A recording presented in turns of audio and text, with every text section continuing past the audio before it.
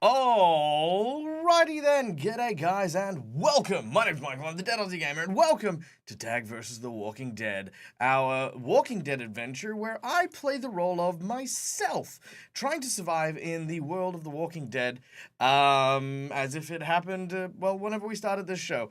It has been an awesome, wild, and amazing adventure, and this game is a lot of fun. Now, for those of you who didn't catch it on Instagram, I got my books Yeah! I got all the cool swag, which include not only the Walking Dead core rulebook, which I now have here, which, you know, I mean, look, I'm one of those guys. I like stuff. I like things. I like touching and feeling my RPG experience. I like to be connected to it with the tactile senses that was provided to me. Sorry, I got a little bit weird there, but, you know, that's where I'm at. In addition, I also managed to get myself the Walking Dead Game Master screen. So let's let's have a look at that. Look at that. So this comes with all of the tables and things. My green screen's dying, but you know, there we go. You know, all this cool things there. Boom, there it is. Which is gonna make hopefully this show, especially, a lot easier now that I have everything in front of me and I don't have to flick back and forth between it.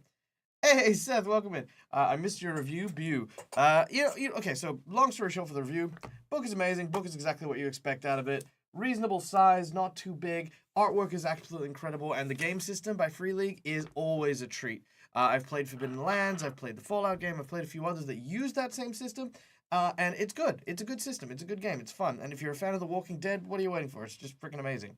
As for the box, the GM screen, great, has everything I need. It's almost in that must-have to play this game. Just shy of the you need it to play the game, otherwise it's not worth playing, but just underneath a nah, dude, like, don't bother, that you'll save your money. This is a no, spend your money on this, you will save yourself so much time and so much, you know, heartache going back and forth between books. Game Master Screen is probably one of my favorite things. I also have the starter set, which came with a bunch of maps that I showed on the little review thing. It also came with a pre-made adventure and a quick start rule, which I'm, you know, like, there's the quick start rule right there. But, you know, like, all the stuff is in here. I'm not going to go too deep into it. It also has some NPCs and some other cool stuff. But that's not what we need for today, because we're going to be playing today, not reviewing. So yeah. So I've got my box. I've got this here for today's game. And I also have these to remind me of things. I have my threat meter token thing. I mean, I know I've got the threat meter, you know, like down at the bottom here. Which should be on one threat, because it's always on one threat. But, you know, I've also got this to keep track of as well. And then, check this out, guys. I actually have... Oh my god, I dropped shit. There we go. I've got my Walking Dead, freaking little... I've got my Walking Dead actual things. So now I have real stress dice and regular dice as well, so I'm very keen on that. Hey! Look who it is. Everybody say welcome to my friend Kate. Hi, Kate! Good to see you. Welcome in. Alright, so, DAG versus The Walking Dead. Let's just get these dice here real quick. Oh, I hate dropping dice into my hard surface. I'm currently using my, my tray in another room, so I don't have it here. But, yeah. So, for those of you who want to see, check it out. This is the Walking Dead, dice. So these are our pool dice now. Because, the 6 is like, yeah, you've landed a hit, and the 1 is just a 1. Whereas the stress dice, 6 is a hit, but the 1 is, oh no! Yeah, look at that. So, we've got these now, which is great. Alright, cool. So there we go. That's what's going on. Let me also, very quickly, get our character sheet here. There we go. There's my character. There's me! Look, it's a me. Yeah. So, what are we doing here? First of all, we are playing The Walking Dead. I'm trying to survive, and I'm playing myself in a roleplay situation where we are, you know, running through Australia. What does that mean for you guys, however? You guys in the audience are basically the DM of this session. You will be coming up with my challenges, the things that happen, whether or not I succeed. There are a lot of different elements that you guys take on in order just to, you know, like, yeah, basically build this game with me. There we go. Cool. So there's the difficulty challenges, you know, what I need to succeed stuff, etc., etc., etc. We are trying to see how long I can survive. So far, I've survived 9 days of the apocalypse, so that's not bad. I have, however, fucked up my leg, so I've got a cracked kneecap, and I have been mauled by a lion, which means I have hideous scars on my body from when a lion attacked me. So that was the whole thing. Yeah, so, you know, like, The Walking Dead, it's not quite as heroic or adventurous as your D&D game would be. So, yeah, lots of cool stuff's happening, lots of, like, terrifying and awful things, but, you guys have, you guys get to play with me, and, you know, this is kind of like my little fun unwind as well, you know, for the week. where it's just you guys in chat and me. So there you go. Now, of course, as Calindria has very kindly pinned as well, there are donations to help me get by on my day-to-days. As you can see, I basically had some expenses come in at the end of the year. So my trip to Europe's fundraiser is on hiatus. It's not over. It's just on hiatus. And it's just a Merry Christmas DAG. This is just kind of like help me get through the holiday season and come out the other side, eating solid food. So there you go. So the Merry Christmas DAG donation's down the bottom there. But every donation has an impact on the game. So for $5, you can give me a reroll, which I've currently stacked 4 rerolls for myself and 2 rerolls for one of my NPCs, who is currently in Sydney while I'm in the middle of South Australia. So we're going to work on that. But don't worry, I'm keeping that up there because, hey, we will definitely, the goal is right now to go and meet up with them. So, we might get to use those. For $15, you can summon a walker. Now, a walker isn't just like kind of one random zombie. You get to design this guy, and it can either be a special, unique walker, like something from Left 4 Dead, or, something from Resident Evil kind of vibe. Or you can summon something with emotional trauma. So you can say, like, hey, it's your mother, or hey, it's, your best friend. Which, yes, my best friend actually did get killed and turned into a walker, who is also in Sydney. So that's one of the reasons why I'm going there. So, for $30, you can increase the threat level. Oh, sorry, not increase the. What am I saying? Yes, you can increase the threat level of the current scene, or you can allow me to scavenge for a particular material. That means you get to give me one thing very specifically, and then we roll on the chart to see what else I happen to find. Actually, there's a scavenger chart here. Let me just have a look real quick. Oh no, the scavenger chart's not on this one. Okay, so good to know. The scavenger chart isn't on the GM screen. Everything else is. Yeah. Cool. I mean, it makes sense. The scavenger chart is pretty huge, so yeah. For $50, you get to design a side quest or an encounter, and we play that out. That's literally it. You just, you say like, hey, there is a bunch of children trapped in a bus on the edge of a cliff. That's just what we're dealing with for that point on. And then for $100, you can summon a swarm of walkers, or you can design an NPC to become one of the companions that I travel with. Or alternatively, you can create an enemy for me. So if you like characters like the governor and stuff like that, or it's not Niska, it's freaking, it begins with an N, Negan. Yeah. If you want to create the governor or Negan in my world, hey, you can do that as well. So there you go. There's an edge of a cliff trapped by children. Oh no! Save the cliff! Hey, Revan, good to see you. And thank you, of course, to our dear friend Schoolie, you kind, bloody gentleman, you. Thank you for your donation. I will add that. In a moment. Mostly because I put up the GM screen, and in my grand hindsight, realized I can no longer reach my keyboard without going over my GM screen. There we go. Okay, good. Aha. All right, that puts me on 9 rerolls. Thank you kindly. I will maybe need them because we are in the desert, so there you go. All right, well, I think that brings us to where we can start. So, without any further ado,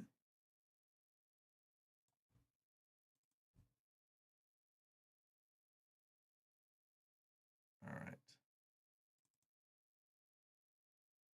Last time on DAG versus... Oh, wait, sorry, hold on. I should probably give you guys music, right? Hold on. All right, there we go. Okay. There it is. So, last time on DAG versus The Walking Dead. Happening to find his partner, Suze, trapped within the remains of Perth, DAG managed to make it to Jandakot Airport. We're in the company of a few individuals, including, of course, Maya, a pilot who had managed to sequester herself away. Claire, actually, was it Claire? I forgot her name. A school teacher who had protected a large group of children. Marissa. And 5 youngsters had managed to get aboard a light aircraft and fly their way, heading towards South Australia. The small light aircraft could hopefully make it there so that it can refuel and continue their journey to Sydney. But along the way, tragedy struck. One of the engines began to fail, causing the plane to plummet just outside of Kalgoorlie. Bracing for impact, the plane shuddered and crashed. Slightly injured, but not deterred, DAG and the others managed to pull themselves from the wreckage. Along the large road heading into the mines, DAG offered to go and retrieve help, come back with a van or a car, and hopefully be able to help Maya, who was unable to travel herself. The children, Marissa and Maya, stayed around about where the plane was, while DAG and Suze began to make their way to the city. Now, as we continue down the long road, we have a long while to talk, me and Suze. We take the time to just catch up on everything that's happened. She's shocked to learn about the death of some of our friends, Tristan, Tim. It's not an easy thing to hear, that at the end of the world, some people, even amongst it all, are certain to be dead. The end of the world is filled with uncertainties, not knowing if your parents are okay, not knowing if you'll ever see your friends and family with the collapse of technology. I suppose there's a mixture of this melancholy sadness and relief that at least you know. Up ahead along the road, fast and straight, signboards that lead towards the town are plastered outside. However, there's something unusual. A large gang tag sprayed onto the side of the board. Chat. This is our first chat-related roleplay bit. You guys get to decide the name of the gang that is going to be at this mining town. Now, in addition to deciding the name, you get to decide their disposition. Are they friendly? Are they enemies? Are they mad cannibals? Give me a thing, and we'll vote for it, and we'll see how we go.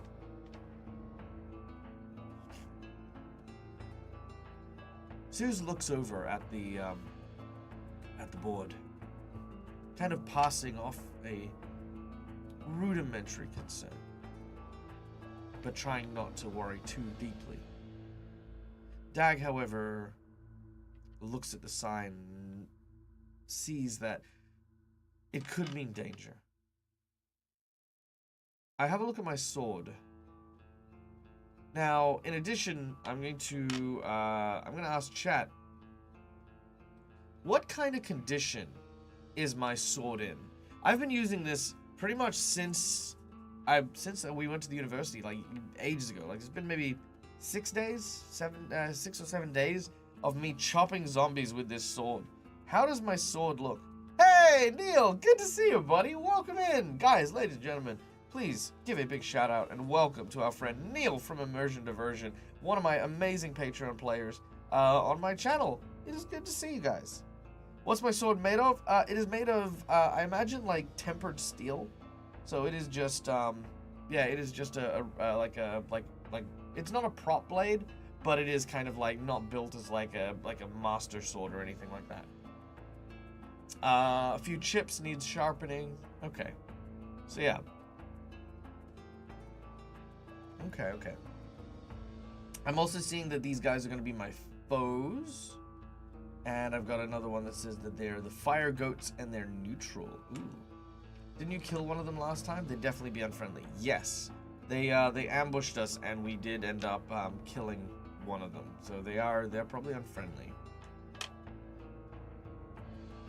But the question is are they like evil? Are they like super bad, should I say? Like, you know, like are they just like mental? Okay, enemies. Probably notice you need to stab more with it at this point. Yeah, that's true. Okay, fair. Okay, so I need to go find a way to sharpen my blade, which maybe I'll be able to do in this town. Okay, so I tell Suze this. I'll tell her that, you know, I'm worried that if we go ahead, I'll need to I'll need to find a way to maintain my weapon. I've still got a few things. I've got my flail. I've got my hunting rifle that we picked up from the guys.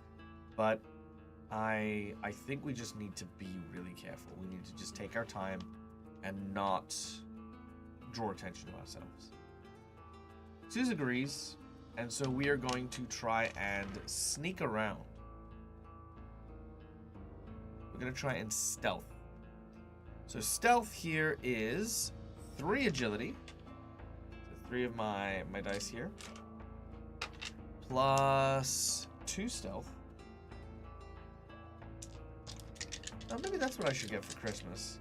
Maybe I'll work towards getting a Christmas present for myself.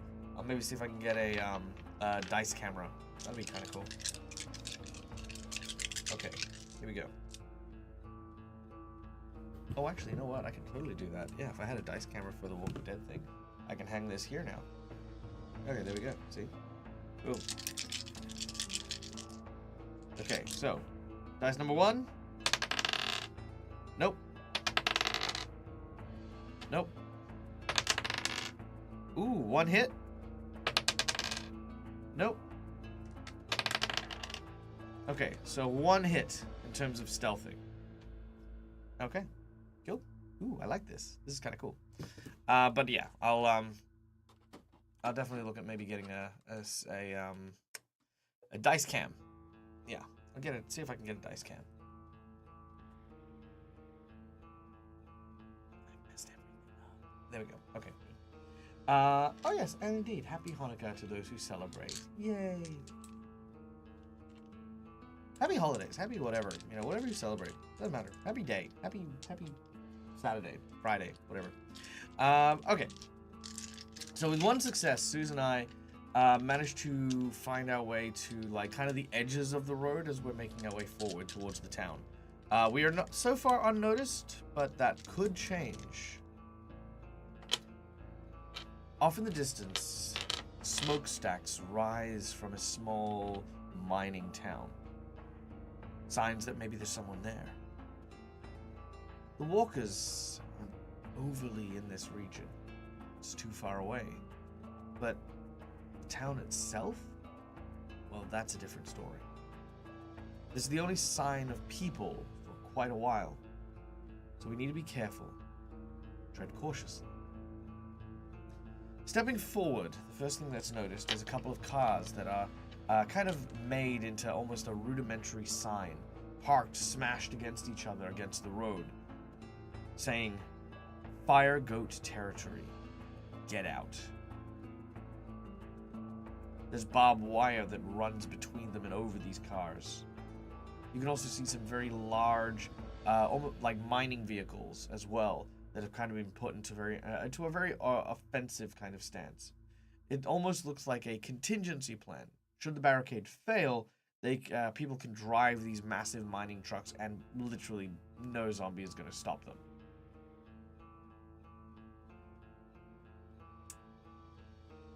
Now, first question for my chat is, are there people guarding the way in?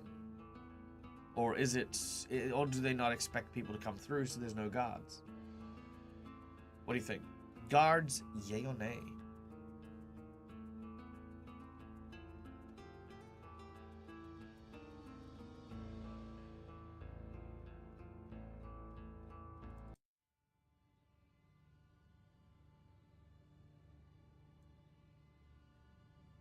All right. 2, but they're really bad at their job. Oh, like, you know, yeah, maybe like kids who are like teenagers maybe. Ooh, abandoned from being overrun. That's a good one.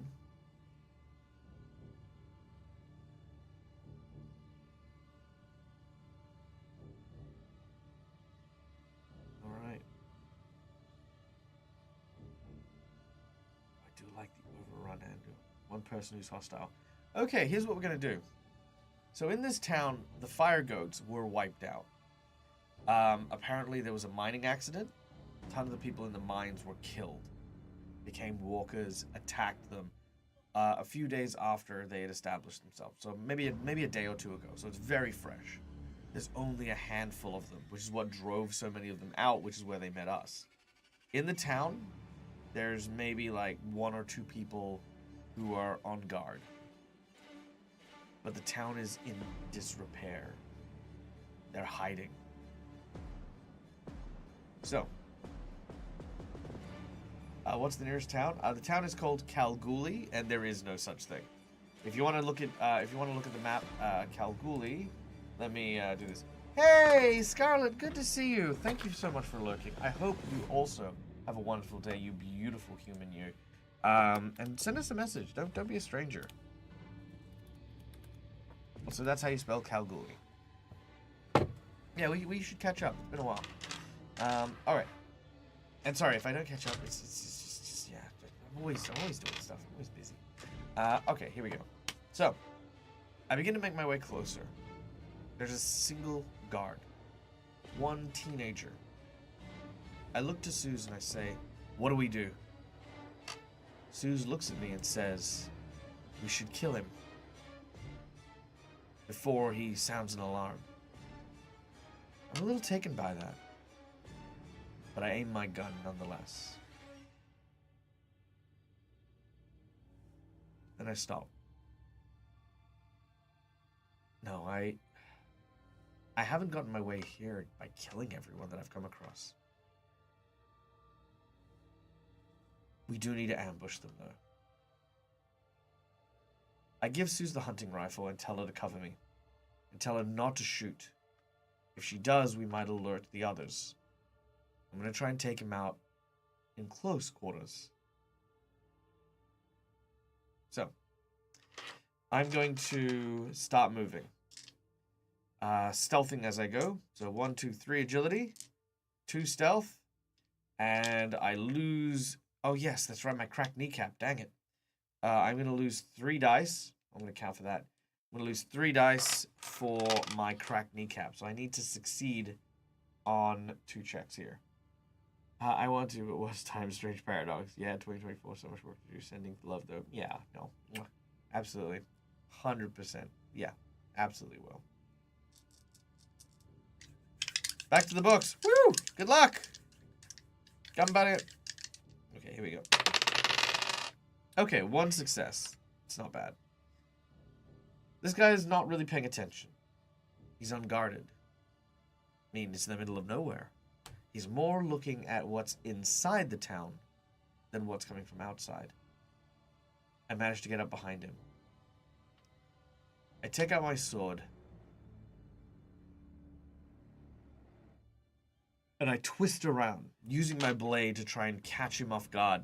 Not to cut through him, but to basically grab around his body and turn him, but basically slip under his arm, and then grab the edge of the blade, which is now mostly dull, and then use it to twist and like kind of pull back, almost as if I'm going to like sort of cut him across the chest. So this is kind of like a mixture of a close combat slash and a grapple. So 3 strength, 3 close quarter combat, -3 for my cracked kneecap, but it will give me a +1 maybe for getting the drop on him. All right, here we go. No successes. Let's use one of our rerolls. Actually, let's use 4 of our rerolls. I kind of want to make this happen.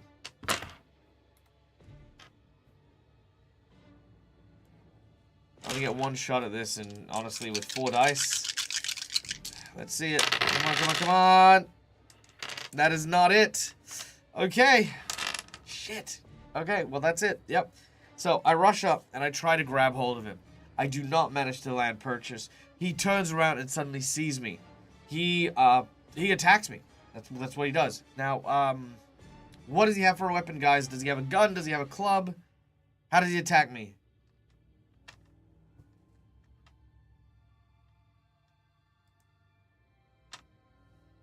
What does he do to attack me?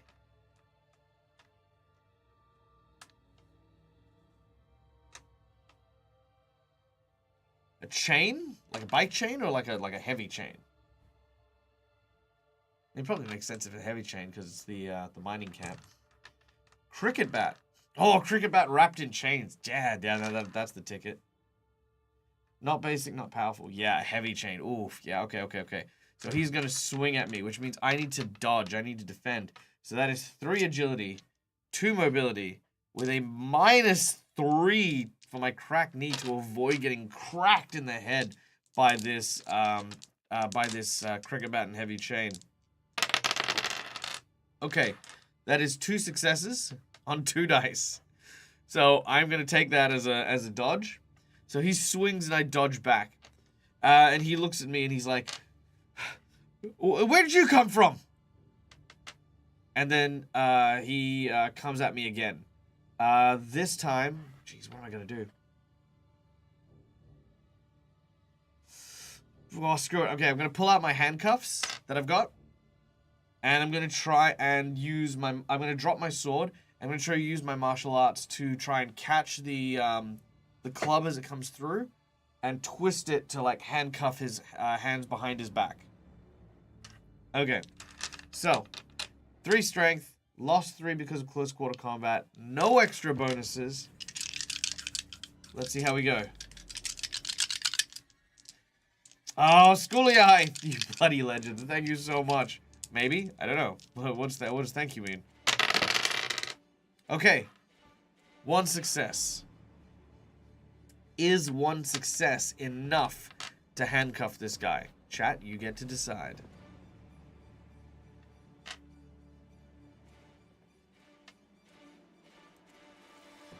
Encounter for chat to decide between 2 options. Okay, let's hit this one first.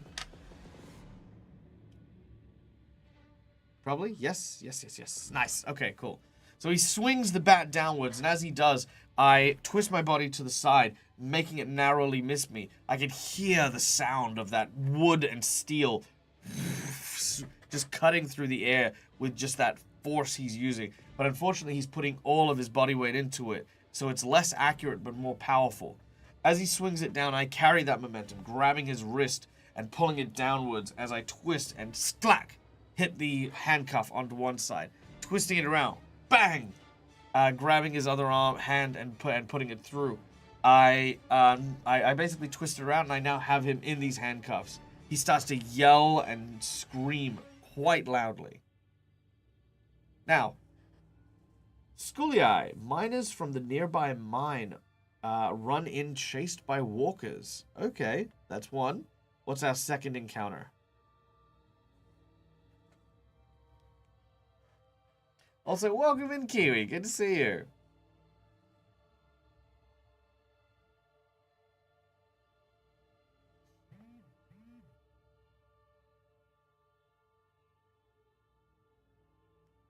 Oh, for fuck's sake. A pack of lions. Not again. I can't fight lions. My sword's blunt.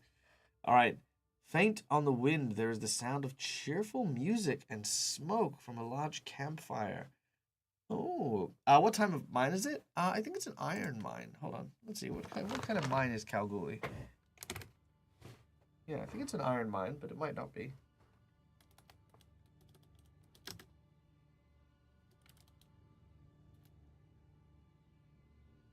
Kalgoorlie is our super pit. Oh, it's a gold mine. Yeah. Yeah, gold mine.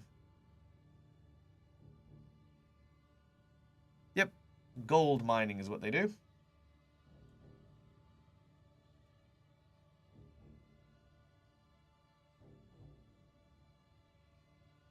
Alright.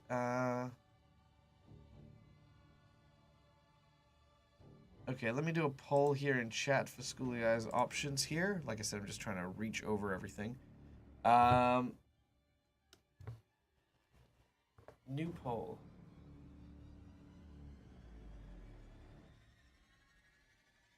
Oops. Oh, no, sorry. I ended the wrong poll. Ah, my bad. Sorry, Cal. I did that. It didn't catch up until yeah, can you do it again, please? Thank you. Sorry. I'm sorry. I'll just go back and do my thing. All right, there we go. Everyone, please vote on our poll. That is going to come up in another second. I'm a derp.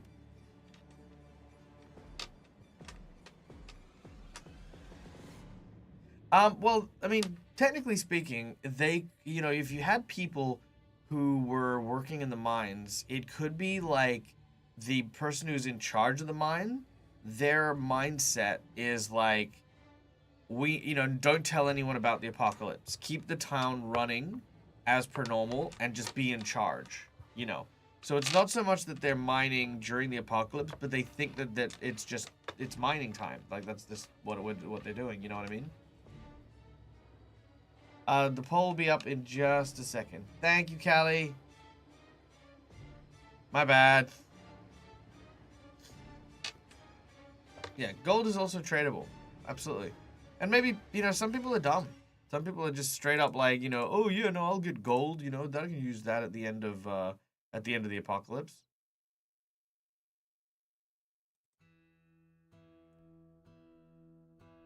Yeah, you'll need to refresh.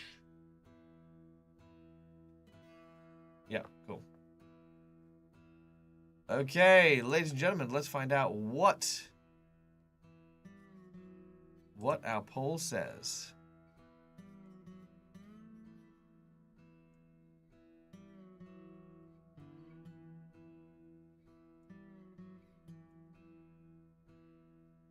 All right. Got some good votes here. Let's keep them coming. All right. So, as I grab hold of this guy, this young fella, he says, "Let me go! I'll frickin' kill you!" He doesn't say frickin' though. But anyway, as he does so, I say, "Settle down! Settle down! Okay? I'm not gonna hurt you. Not unless you make me." He settles down a little. Look. We crashed just outside of Kalgoorlie, okay? You guys open to trade? Or are you guys freaking mental? What are you talking about? Look, you let me up here and I'm gonna kick your ass. I basically push my weight down on his back a little bit more and keep that pressure on. I'm like, you better choose your next words carefully, kid, because I don't want to kill you, but I frickin' will. As he gives some thought, he says, "We ain't got nothing for you. This is our town, okay? And ain't nothing you can do about it." As he says this, he starts calling for help. And I will need to knock him out.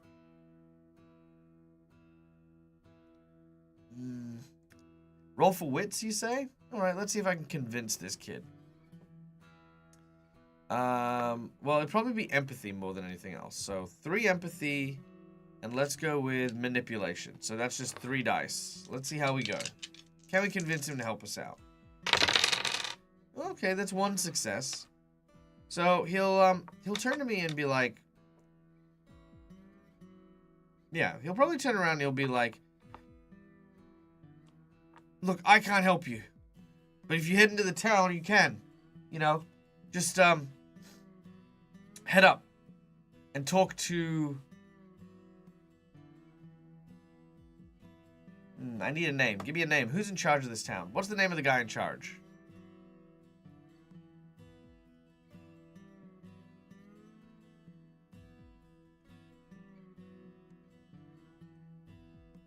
Biggs.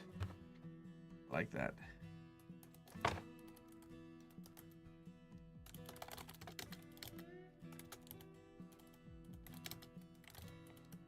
Alright. Biggs McGruber. Done. His name is Biggs McGruber.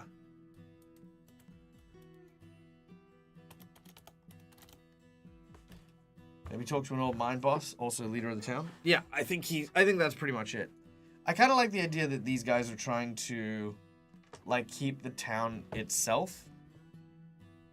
But then who are the fire goats? Good question. All right. So, I begin to make my way. No, I'll call Seuss over. And I'll say, Yeah, look, our young friend here said that, that Biggs is in charge of this town. If we can get in, get some transportation, we might be able to drive a little bit further out. I'm sure there are plenty of vehicles here, and not many people would have tried to have left. Okay. What do we do about him, though? She says, aiming the gun at his head.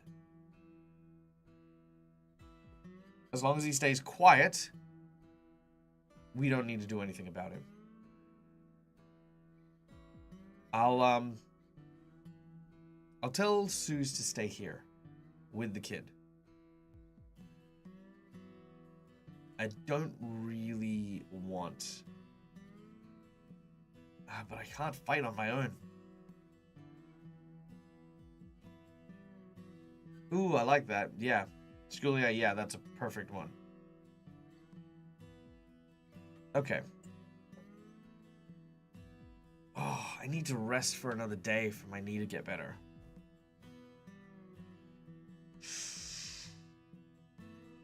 All right.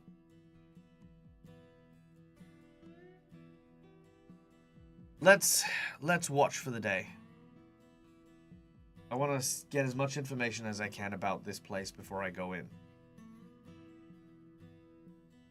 Let's move in, maybe head to one of the supermarkets and the like. What's the zombie? What's the zombie situation? The kid says, barely any. I'm going to make a sense motive, empathy, and oh no, actually it'll be wits and survival. I'll say so. Wits is 4, survival is 1. Let's see if I can pick his lie out. Nope, I did not pick his lie. Alright. Alright. Come on then. We're gonna move through town. And again, no funny business. You say anything, you alert anyone, I guarantee you they will not have time to save you. You hear me? Yeah, no, I hear you.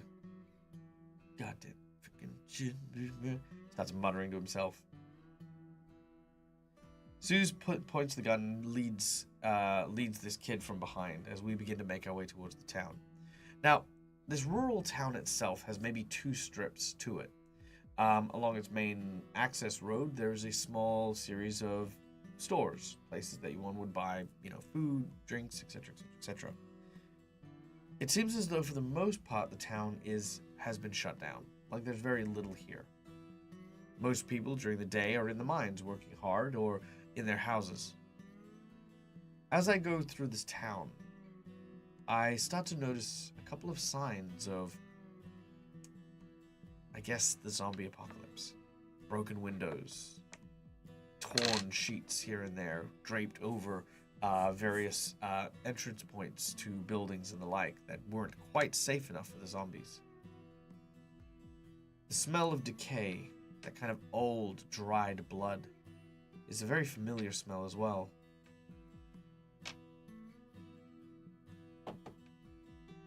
As I start to make my way forward, I start to look around. There are no zombies. But also, there's no people either.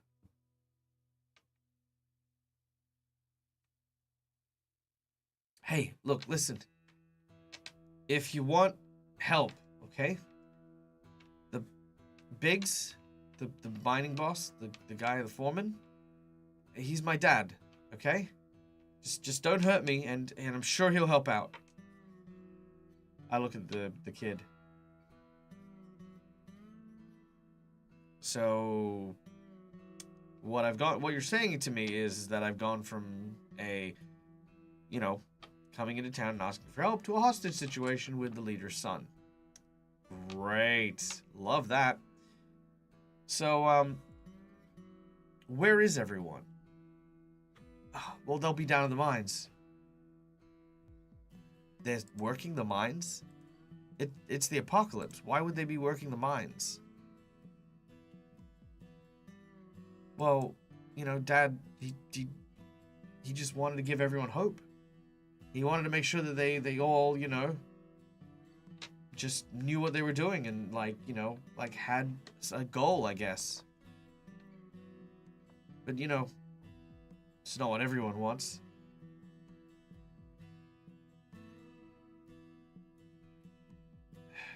Look, I don't presume to know what's going on here. But, this looks like a good place to rest up. I make my way into what looks to be a very old kind of, it's kind of like a barber salon kind of thing. I open the door. There's the sound of a ding from the bell as I enter. I very carefully, cautiously begin to move in, trying to secure the rooms as I go. Let me know if there's anything in here. I'd say the kid is probably like maybe 18-ish. He wants to help, I can be sure of it. Yeah. So he is very much saying, like, if I keep him, if I make sure he's okay, his dad will make sure everything's okay. I mean, my dad's got no reason to you know, harm you and stuff, at least not yet.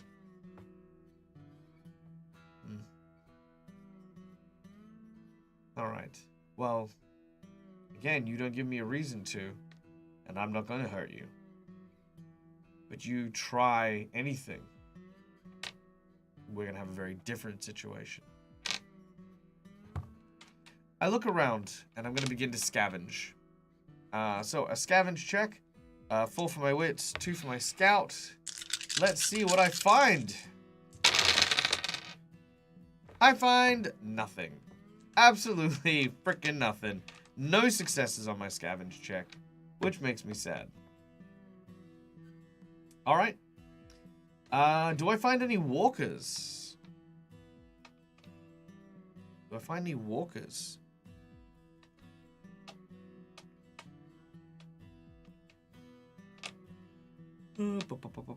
Just having a look at these odds and ends. Do I need a reroll? Maybe, but I think I'm okay for now. At least, you know. 3 walkers. Alright. Any other votes? I've got 3 walkers on the board.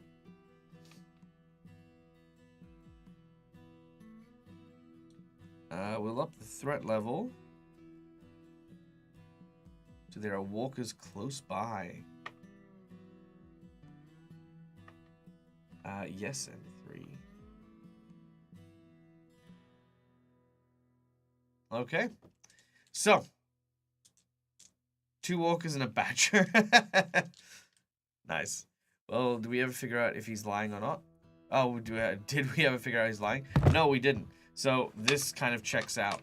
As I enter the next room, all of a sudden, I am close to a walker.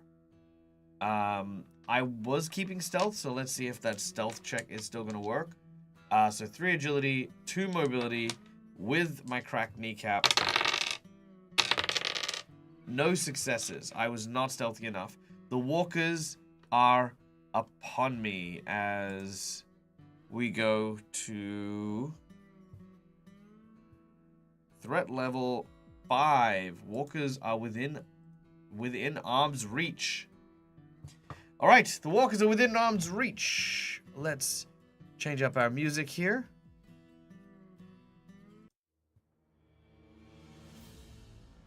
All right. Oh my God. I'll probably shout out to Suze and tell her that there are walkers. And we need to add my stress.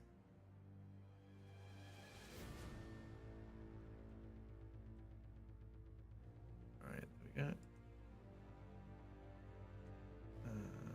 Boom.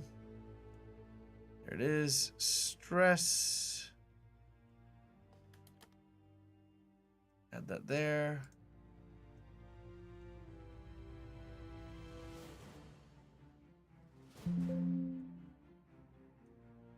All right, that should adjust that there. Cool. So I now have a stress. Okay. One of the walkers hobbles towards me with 1 less foot. Okay. Close quarter combat. Okay, so 3 strength. Boom. 3 close quarter combat. Boom. 1 on my sword because it's in need of repair. And a -3 because of my knee. 1 stress dice. And let's find out how we go.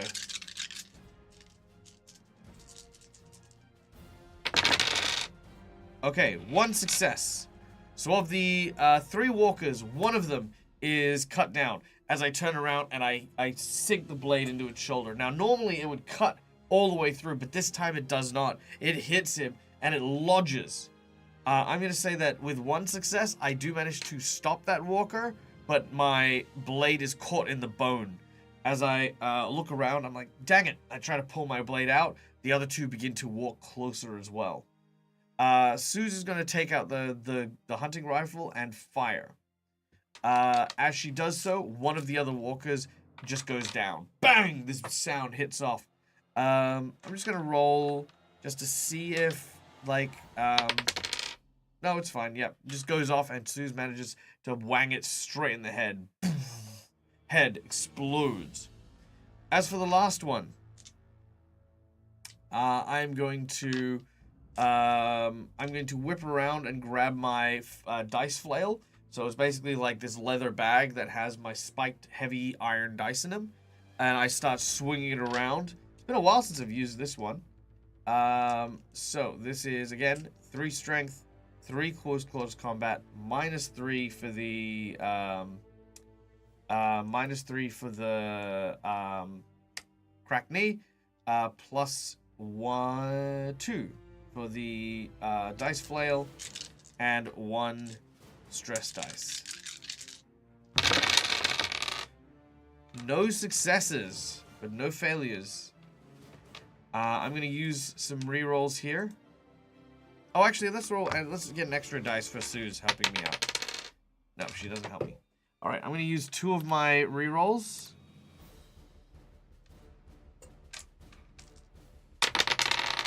One success. Cool. So that will whack.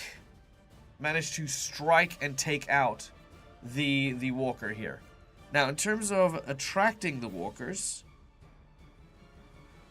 because we didn't mess up, we don't need to increase the threat level.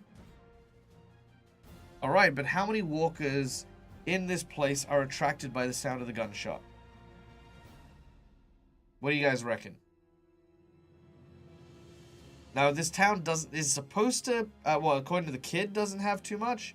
Neil, you say that 1 walker shows up?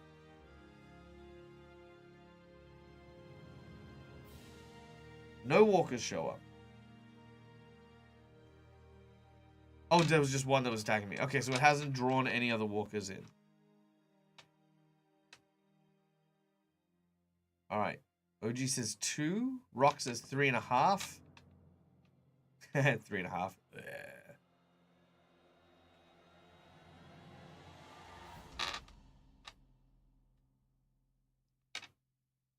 Alright. I'm gonna go with 2.5 if that's the results.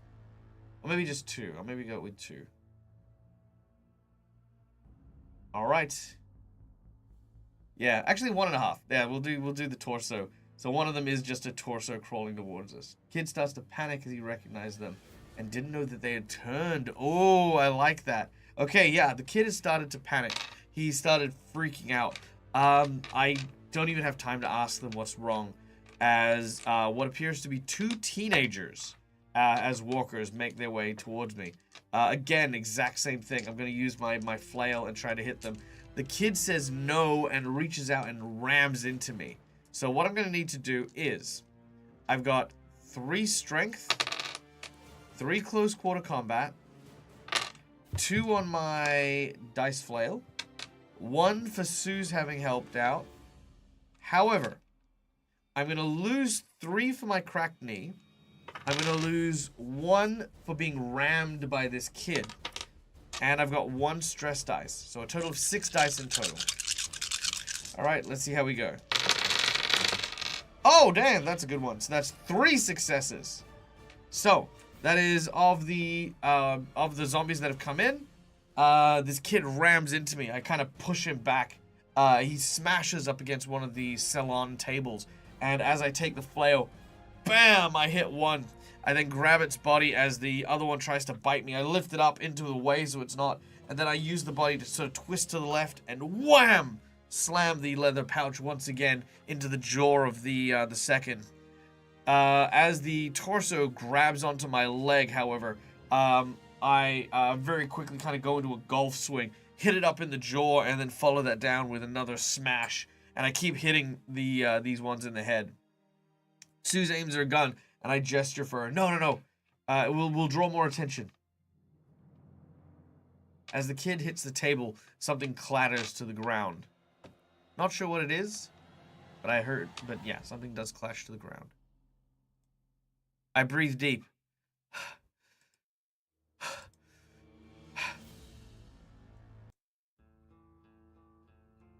God damn it. Why is it always so hard? Ah, goddamn knee. As I look over at the kid, he is frantic. Do I want to check the clatter out? Do I want to check the clatter out? Well, first I want to check on Suze and the kid. Make sure they're not bitten first. They're bitten. Yeah, they're bitten. Oh, they're beaten. Yes, they're beaten. Alright. So, I make my way over and check Suze. Are you okay? She's like, yeah, I'm fine. I'm okay. I go over to the kid, and I grab hold of him. What the hell was that? I told you if you messed with me. And he goes, no, no, no, please, please, please, no, Suze will find. What does Suze find? Yep. By the way, if you put, like, big sentences and stuff like that, I can read out the scenes as they come through. But yeah, the kid is fine. Yep, cool. So Suze will have also heard the clatter and gone and inspected it while I am yelling at the kid. During the fight, the room is scattered, but gives another search. Okay. Well, I'll maybe do that after I'm yelling at the kid. So, what the hell was that? She's like, please, yeah, you don't understand. Those were my friends. I couldn't let you... Your friends? Your friends are walkers. Oh, this isn't one of those crazy situations where you think they're still alive. No, no, no, they were alive. I swear, they were with me like not too long ago. I didn't know they'd turned. I look into his eyes, deep into his eyes, and see that he is telling the truth. Look, I'm sorry, okay?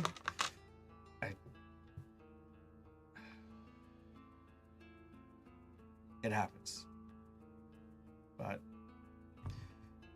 you try that again, no, you know what? You just go to your friends. Be careful. He still handcuffed. He makes his way over to the bodies of his 3 friends that are lying on the floor. I inspect the people in the salon. One of them is like a walker that's like rotted face. She's wearing like one of those like dryer helmet type things. You can see that another person is like just some like random barber kind of character, got a apron on and the like. And the third is a miner, you know, somebody with a fresh cut, you know, like beautiful shaved, you know, all that.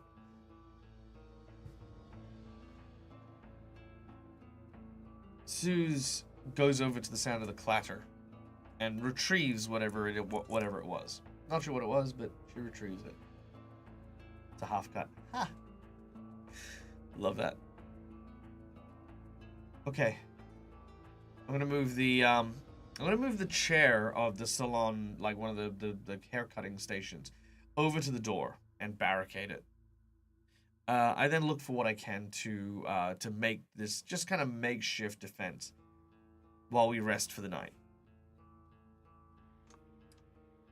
Just before I close up the door at the back, I tell the kid, look, we need to put them outside. They can't stay here. The kid takes a moment. He doesn't want to. But he will.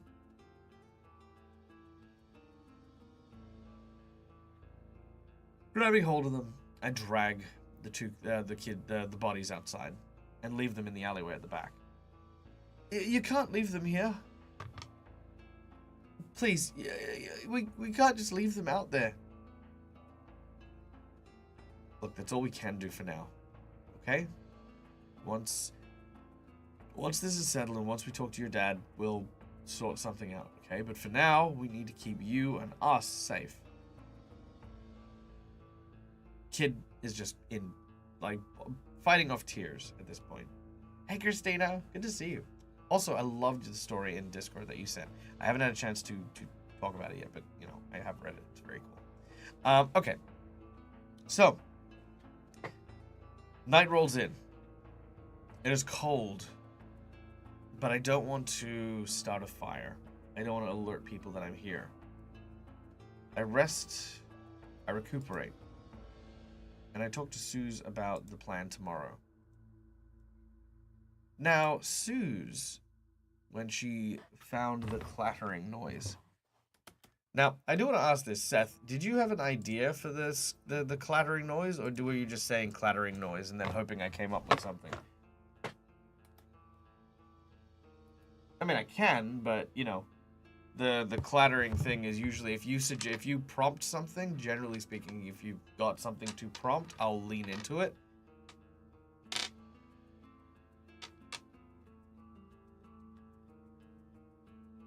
Do a scavenge.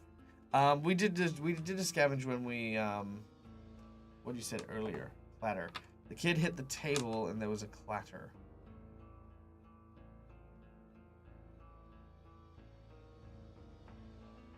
Kid hits the table, something falls. Some beneficial items. Oh, so you mean just something in the table, something on the table? You can scavenge because of the clatter. Oh, I see. Okay, so rather than searching the building, I'm now searching like in the drawers and in the tables and stuff like that. Okay, cool. Yeah, all right, fine. Let's go with 4 wits, 2 scout, and let's see if I can find anything. And you know what? Screw it. I'll do it while I'm still stressed before I lose the stress.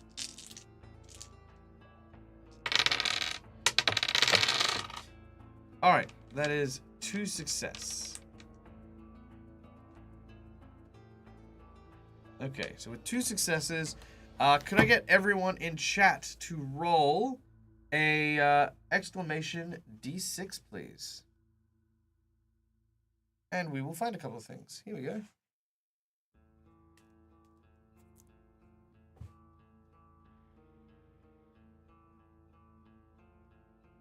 All right, the first number is 4, 5, 3. All right, 4, 5, 3. We have gumbo and a water jug, 3 rations, enough for each of us to eat for the night, which is going to be good. I'm going to use that almost immediately. 1, 4, 6. Cutlery bearing the Illuminati eye. That's very specific, but okay. I'm going to say that there's scissors. Scissors with the Illuminati eye. Oh, and I can't really take them. I'm going to give them to Suze. I'll give them to Suze. I'll give the Illuminati scissors to Suze. Okay. Next one is 6. Okay, I think that's pretty much it then. Could be some like whole like evil like culty thing going on, but we don't know. All right. Okay.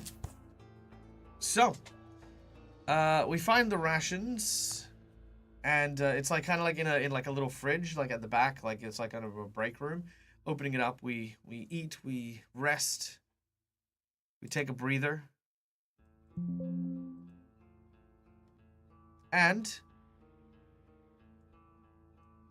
thank frickin' heavens, I am no longer suffering from a cracked knee. With the search, you also find some hidden rations. All right, we'll find some hidden rations. Now our rations are not the 30 days worth of rations that we had, because that was before the crash. So how many rations do we lose? I'm gonna roll, everyone roll a d6 in chat. Anytime, if someone rolls a 1, we will lose 5 days of rations. And that's at the airplane. So, exclamation d6.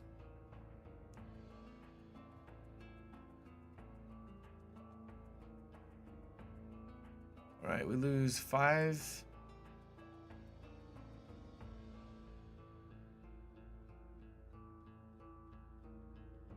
Alright.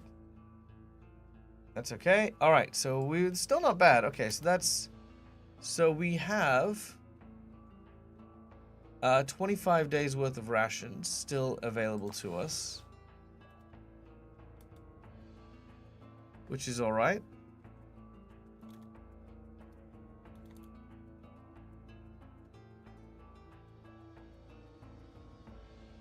Yeah, so we have 25 days worth of rations. Oh, did we? Oh, right, we did. You're right. No, sorry, my apologies. We did. So we do still have 30 days. All right, so we have 30 days of food. And that's at the airplane. But we also have...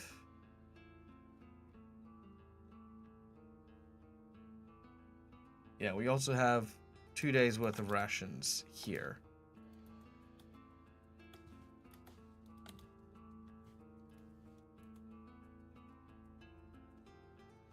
All right, there we go.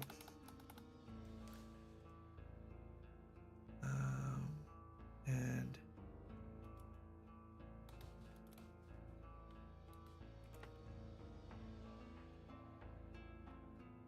there we go.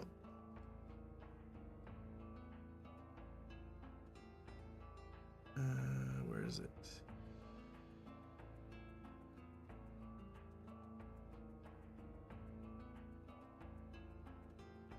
There we go. 2 days worth of rations. Done.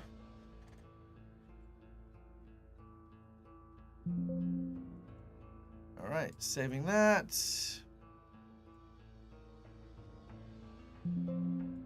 Done. All right.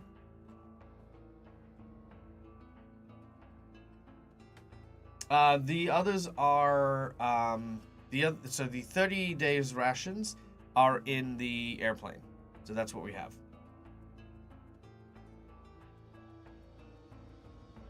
Okay. No, yeah, but I ate 3. Me, the kid, and Suze ate for the night as well. So those 3 are gone now. All right. So the morning cracks on. And we have survived to our 10th day. I wonder if the kids are okay. I hope that they are. I think at this point, my choices are to either go and talk to the guy who is in charge of the mine, or bring the kids here. I asked the young lad. Listen, I've got some friends down the road that I need to bring here. Is there any food? Sorry, not food. Is there any medicine? Yeah, there's some medicine in the main town hall. When all this stuff went down, Dad brought it all there. But you can't steal our medicine. No, I'm not gonna steal your medicine. I'm gonna steal a car. What? What? I'm gonna bring my friend here, and you're gonna come with me.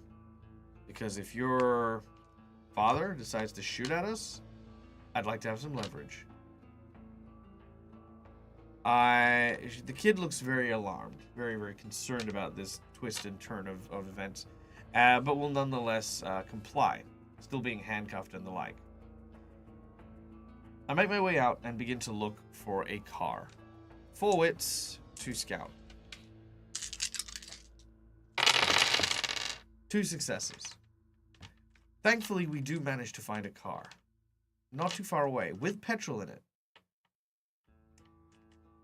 As I go to hotwire the car, Suze basically is just talking to the kid. The kid is still very much like unsure of what's going on. He really wants to be let go. Says, you know, like, my friends are still in the back. I need to make sure that they're looked after. I don't want the walkers to eat them. I tell them that that look, we're not going to be. No, actually, I think with 2 successes, yeah, the car is big enough, Schooly Eye. But my thoughts are, okay, fine. Let's deal with your friends first. Oh, I do need a minibus. Or 2 cars. Okay, I'll go look for another car. Okay, I'll tell what. Suze and the kid, you guys go and bury the bodies. I will go and look for a second car. Because we'll need 2 cars. The car does work. Okay. So, 4 wits, 2 scout. And that is...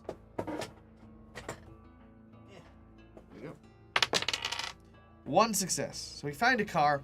This car is not as convenient as the other one. So it does have keys in it, but there's no petrol. So we have to find some petrol. I'm gonna scout again. So I found 1 car with keys and petrol, enough stuff to work with. But the second car, I need to go find some gas. All right, 2 successes. With 2 successes, I look around and there are several cars with gas that I can siphon. I will go to one of them and basically just run a hose and just funnel some of the gas in. Well, into a tank and then go over to the tank and pour that in. All right. As we do so, did anything happen to Suze and the kid?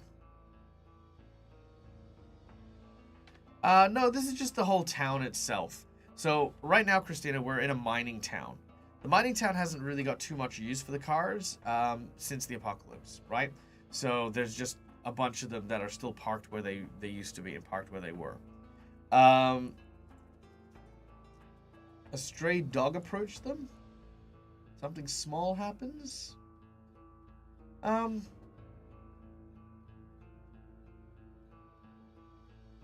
Let's say. Let's say that that they came across a snake. So as they were burying these kids in the woods, a snake manages to sneak up on them. As it does so, let's roll in chat, please, guys.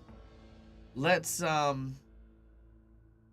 yeah, no, there aren't that many cars to choose from. Just we were very fortunate to find the cars that we need, and they're not all together as well. Like I would have had to have gone up and down the strip in order to find them.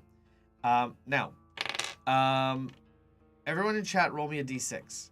So exclamation d6, and let's see if the snake bites anyone. 6s count as successes for my NPCs, and 1s count as failures. Or should I say success for the snake?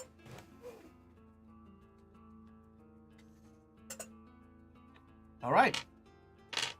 That's 1 dodge. 1 fail. Okay, hold on, wait, let me get back here. So that is 1 fail, 1 dodge, 2 dodge. Yeah. Well, that's good. So both of them managed to dodge the 1 snake bite that happened. So the snake sneaks up and strikes, but they both managed to avoid it. They pull away from the snake, and as that happens, Suze would definitely shoot it. Absolutely, without not a hesitation. Suze would fire. Bang! Another huge, loud explosion. At this point, the explosion that comes from where Suze is shot is buried beneath another explosion. A series of shouting that is coming from further down the road. I can see a large group of people running in this direction. About maybe 20 or so people. And behind them is what looks to be a rolling horde of the undead. A swarm moves quickly and rapidly, encroaching on us from behind. This is, of course, our encounter event. A group of miners being chased by zombies. I look at Suze, and I look at these people coming. I can't make it to Suze and back again in order to be safe. I am yelling at the top of my lungs for her to take cover. I am screaming. Let's see if I can communicate with her. Empathy, manipulation. So that's just 3 dice. No successes. Chat, exclamation D6 to see if they heard the sound of the walkers and the miners rushing towards them.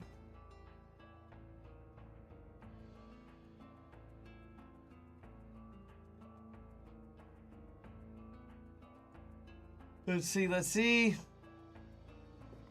No, yes. 1 success. Yes, I would definitely be stressed. Absolutely. Yeah, I'll add a stress marker. Here we go.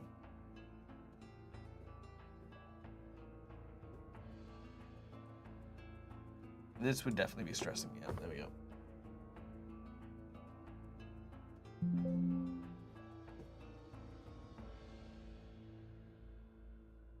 Alright, let me just load that there. Boom. Alright. Alright, 1 success, 1 fail. So that will cancel each other out, which means that they do not hear it.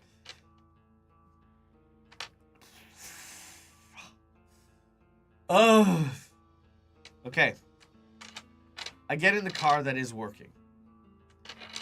No, I'll pour the gas into the car that's not working. That's what I'll do. I'll then climb in and I'll start it up. You hear the engine boom, boom, boom, boom, boom, boom, boom, start to get up, and as it does, I start to blare the horns, and I turn the car towards the swarm. I am going to drive towards it and the miners. As I head directly into the fray, some of the miners have been caught, grabbed by the horde that have gotten too quickly and ripped them backwards. As this happens, I'm going to keep horning and trying to get them to move out of the way. They're just focused on running, and as they do, they try to move off the path of the road. Let's see if I can hit the walkers with a car. Let's go with 3 agility, because this would be my driving, and 2 mobility with 1 stress dice. So this is me driving the car into them.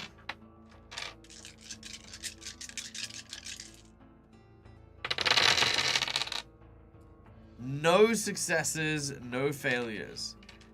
I'm going to use my last 3 rerolls. I'm definitely not going to allow that to happen. At least not easily.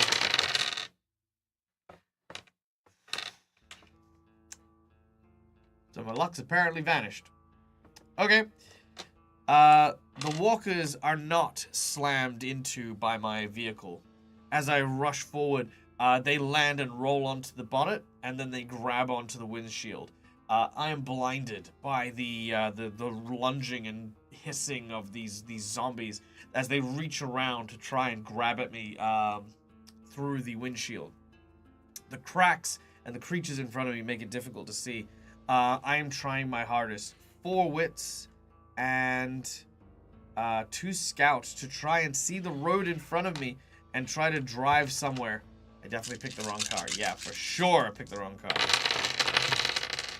Alright, 1 success. I manage to veer left and right, zigzagging as I try to lose where they are. I twist around and I manage to sort of run the car parallel, on a different line to the road itself, and start to horn once again. The zombie on the top gets off and tries to get at me, reaching and sort of smashing his face through the windshield. Yeah, the roads in Kalgoorlie are reasonably straight, I think. Is that right? Hold on, let me have a look.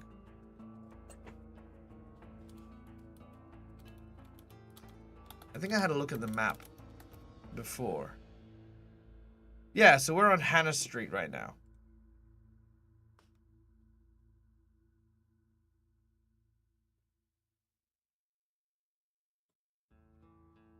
There we go. Okay, let me add this real quick.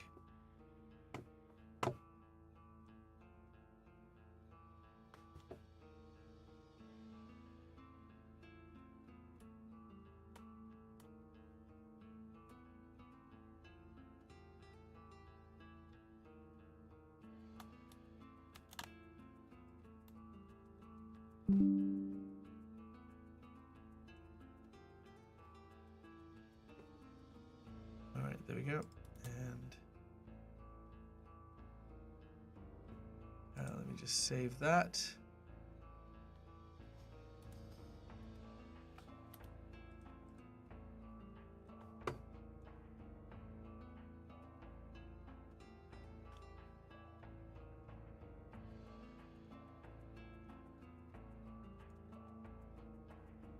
There we go. That's better.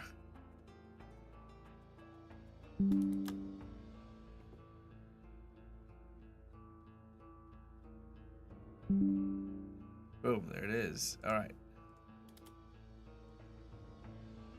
And then I go here.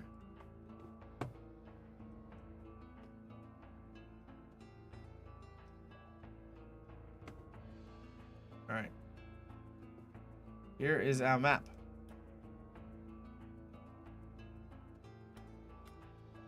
So right now we are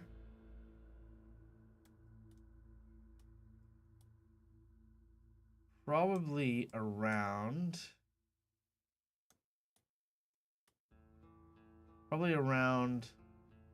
here-ish in near Wilson Street and Hannah Street is probably roughly where we're at.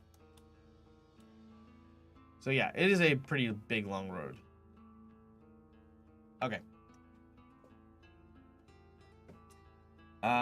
So as the zombies are they paved roads? Yes. These zombies seems like they're from a different movie than the ones in Perth. Yeah, could be. I mean, I kind of like the idea that the zombies of this version of The Walking Dead vary between a bunch of different stuff. I'm kind of imagining these ones are more like World War Z zombies, so they're like more like crawling over each other and stuff. That's kind of cool. There's no Starbucks here. We don't do Starbucks. At the airport, maybe. Maybe that's what breaks the car's axle. Oh, yeah, that's true. Yeah, that's true. All right, so the car is onto its side, like, again, parallel to the road itself. As it does so, again, I'm still horning, and this zombie is trying to make their way in. As this happens, I'm going to try and kick it in the face. So, 3 strength, 3 close quarters combat, no unarmed fighting skill whatsoever, and a d6 for stress. 1 success. I kick it, boof, and as I boot it, I horn a couple more times before jumping out of the car, and geez, where do I even go from this point? I leap out of the car, and I'm going to head to broken or unbroken windshield. Broken windshield. You know what? Screw it. Let's go to let's see if I'm here. Okay. Where would I even go? I have to go to the minefield. Suze knows what we're doing, so maybe Suze will pick up the others and bring them in, which means I need to be prepared at the hospital. So I'm gonna head to the hospital, which is the regional hospital. Yeah, actually it's not too far. It's like 2 blocks away.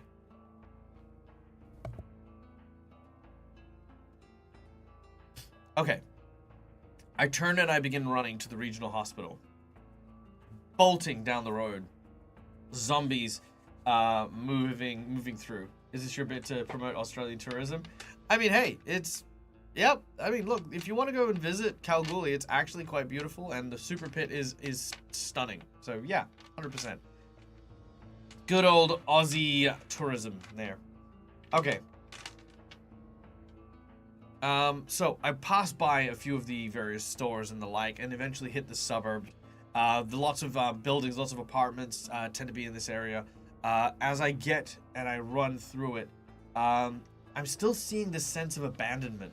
Like almost like nothing is here, though it should be. As I make my way up,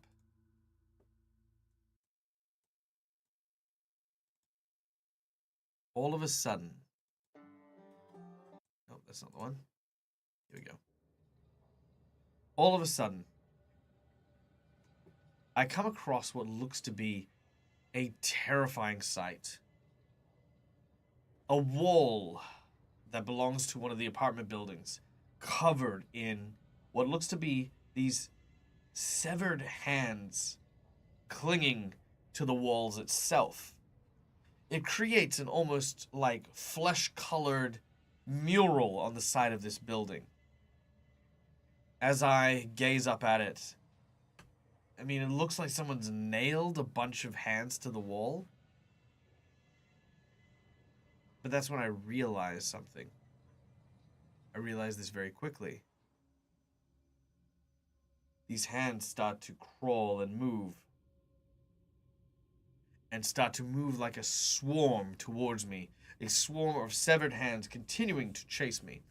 Not sure of what to do here. The zombies that were chasing the miners behind me, helping, you know, kind of like, well, not helping, but like, you know, coming to try and attack me from that while I've been trying to pull them away. And now in the front of me, these severed hands are making their way in my direction. I am caught in a vice between these two hordes of zombies, and I'm going to add another stress here as I try to figure out what the heck I need to do. Oh no.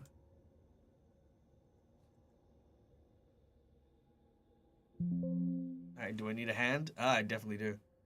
Okay, let me just add that here. What do I have? I don't even have any more grenades.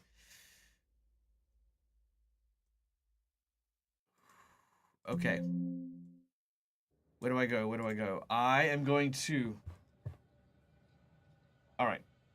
I'm going to make my way to the nearest building. This is one of those locked apartment buildings. I immediately smash the window.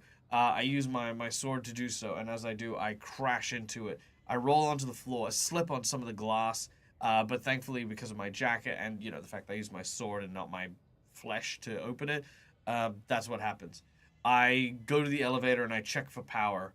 The elevator is working. It starts to come down, and I'm watching it go from the second floor to the first floor. I hear the sound of the zombies as they begin to make their way closer and closer. As they do so, the zombies collide as they turn a corner. You watch as this almost like a fluid-like motion as they try to turn, but end up tumbling over each other, making their way towards me. The door opens as they start to move into the lobby. As they do, I get inside, and I'll take out my can of WD-40 and just spray it on the floor as I walk backwards into the elevator. The doors, I'm just every floor, like floor 3, floor 4, or whatever. I'm just pressing whatever as the doors are starting to close. The WD-40 causes some of them to slip, and as they do, they slip and slide, tumbling over each other as the doors close. There's the sound of banging that's coming from the other side, which goes softer as the elevator rises. I breathe heavily. And as the doors eventually ding, open on, let's say, the fifth floor, a gun is pointed directly at me. An old man wearing a singlet, boxer shorts, and thongs is holding a shotgun aimed directly at me. Did I give Susan a walkie-talkie? Whoops. Look, I'd say that I would have. No, because pretty much when we separated is when I would have given her one. So yes, absolutely, 100%. No doubt in my mind.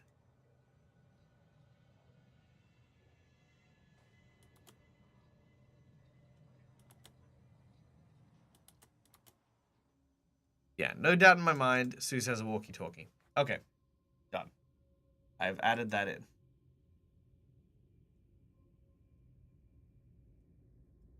Let's just make sure. There we go. That's been added. Okay. As I do so, I look at this man and I say, okay?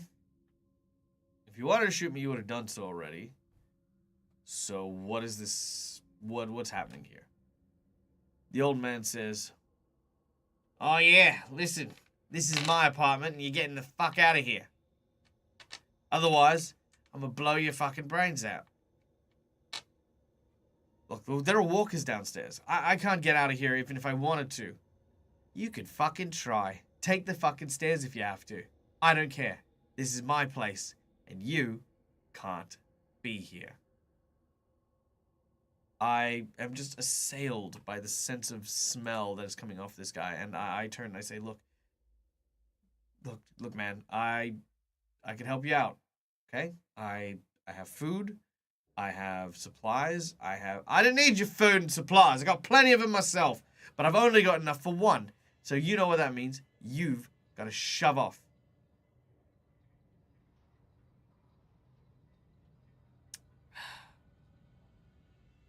I say, look, and then I arc my sword and try to hit his gun upwards to aim while I'm ducking down. Let's see if that works. 3 strength, 3 close quarters, 2 for my sword, 2 stress dice.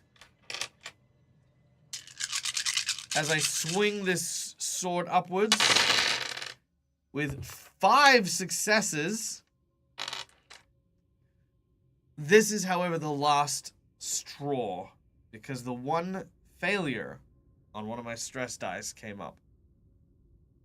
As I hit his gun, the gun goes off. My sword shatters and breaks. As it does so, I then manage to, with the 5 successes, mind you, I am going to tackle this guy to the ground and disarm his shotgun, turning it back upon him and basically holding him there on the ground. As the shotgun fires off, he fires off the shotgun. So as the shotgun fires off, I can hear the sound of the walkers coming up the stairwell. I look at him and he looks at me in this kind of like angry, old, withered, defiant way. I sort of sigh. Oh my God, look. Just get up, okay? I'm not gonna hurt you. Just stop trying to hurt me. He kind of refuses my hand, and I'm like, look, whatever. I'm just gonna pick one of these places. I'm gonna hide, okay? You can come with. You can stay the fuck where you want. As I make my way towards one of the doors, he says, don't go in there! And I ignore him because he's an old man and, you know, he's freaking clearly mental. As I open the door, there is a walker that is just here. He reaches out and lunges at me. Caught by surprise and shocked, I immediately turn my gun. I'm going to give myself disadvantage on this. So, 3 agility. 2 mobility. No. 3 agility. Nothing in my ranged combat. Not good with shotguns. Shotgun has... Let's see. What does a shotgun have? Shotgun has... Hey, it's on my sheet here. Shotgun has a 2 damage with 3 bonus. Alright. And then 3 stress dice.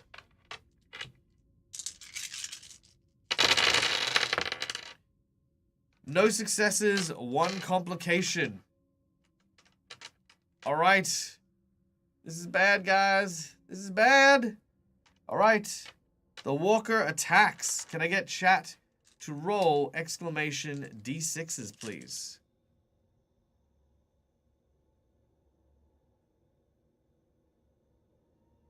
Exclamation D6s.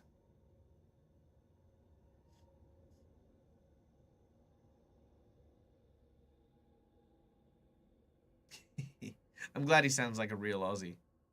I'm just trying to not drop the C-bomb too much. Okay, let's see. Alright, I've got a 2, a 5, and a 5. Okay. Let's see. So in terms of this... what the heck? Alright, they get on top of me, but I managed to slay them and avoid being bitten. I have to make a force roll to push them away, otherwise I'm pinned underneath this corpse. Alright, so I need to make a force roll. 3 strength, 1 force, and 1, 2, 3 stress dice. Alright, let's see how we go. 1 success, 1 failure. Like 1 actual failure.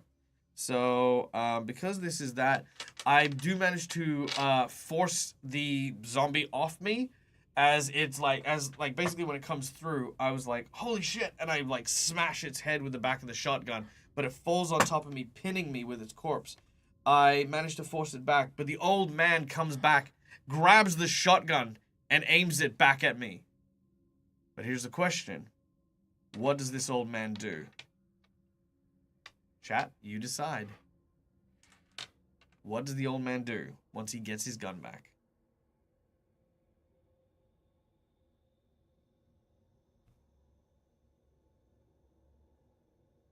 The old man shoots. The old man has a heart attack. I didn't leave it up to the dice. I leave it up to your choice, Seth. If you roll dice, that's your choice. Shoots a walker. Ooh, I like that. Empty, so he attempts to shoot nothing. Ooh, I like that. That's a good one. Weeps. Why did you kill my wife? Oh, damn. Fuck, I like that. All right. Yeah, I like that one. So, in tears, the old man says, "You could have just gone, you stupid bastard. Why'd you have to kill my wife? We just wanted to be left alone. You fucking moron."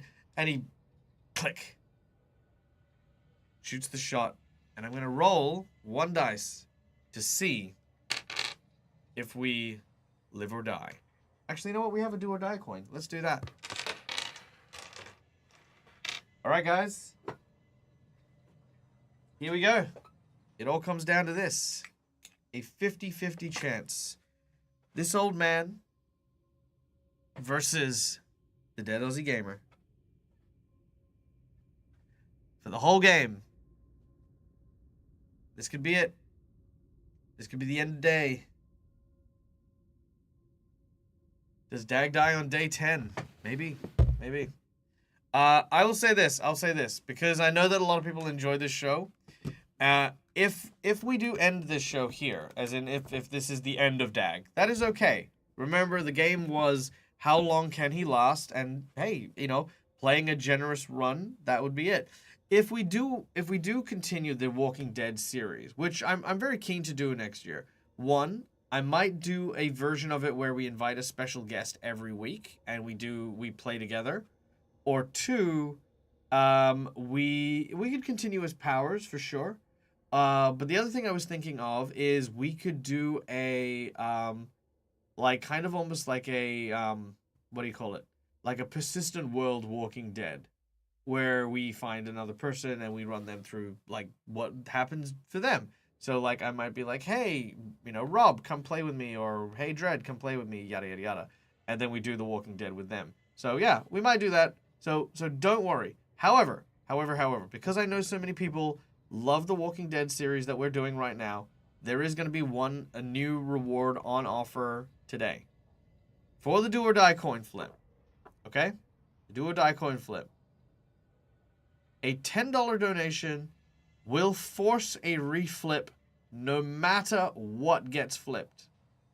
So, a $10 flip, a $10 donation gives the reflip. And it's a reflip, no questions asked.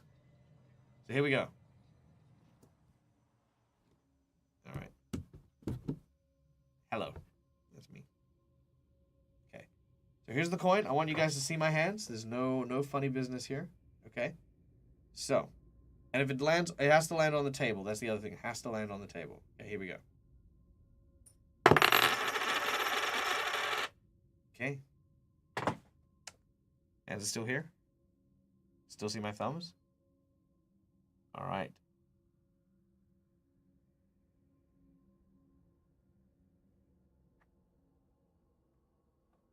That is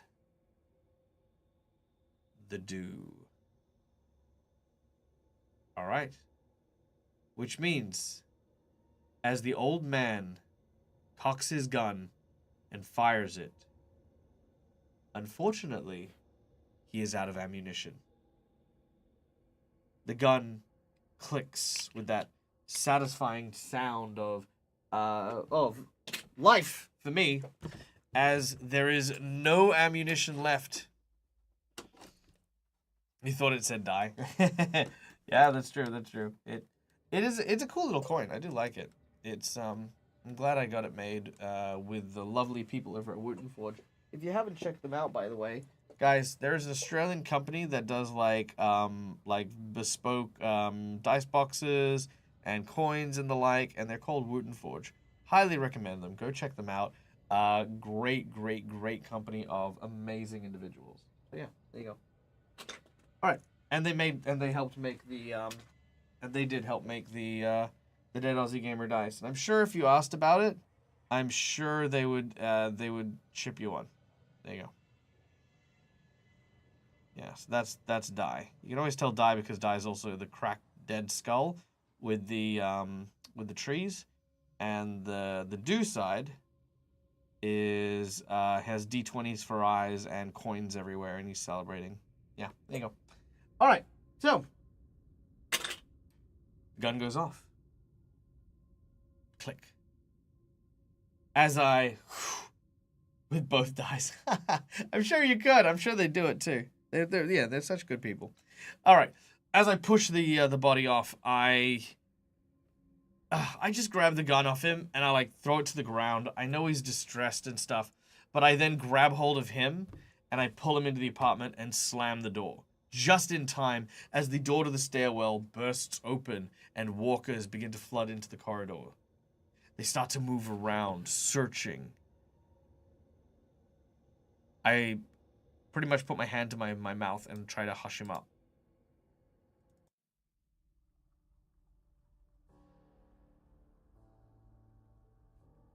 I whisper, "Is there another way out?"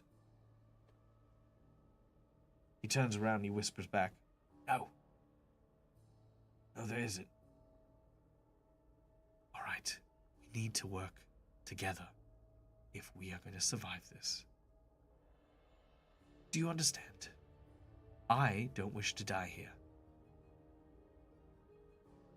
"Well, then why the fuck did you bring them all here, you fucking..." "Shut up." The walkers get by the door. You hear them.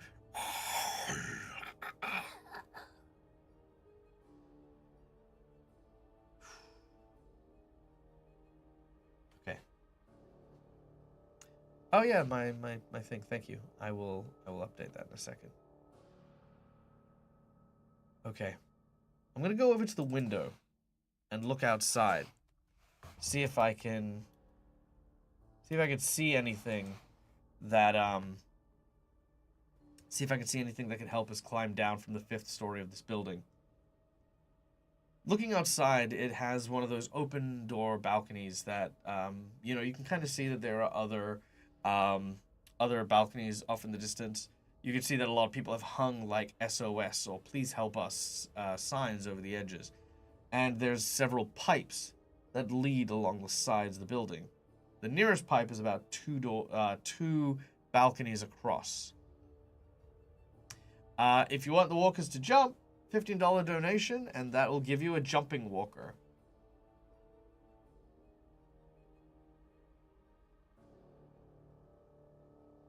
Maybe noises would make him jump out of a nearby window. Ooh, yeah, that's true. Okay, so the 2 plans here. Plan number 1.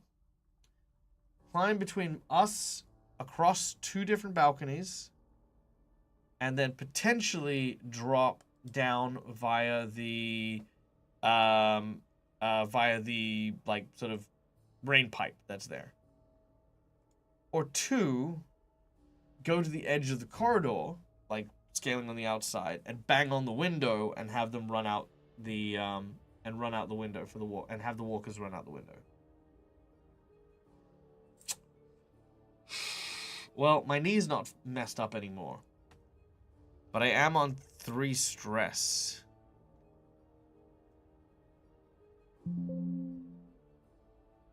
So the question is, do I risk it?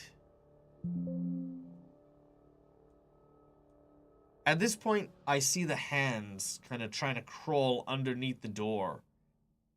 It's now or never.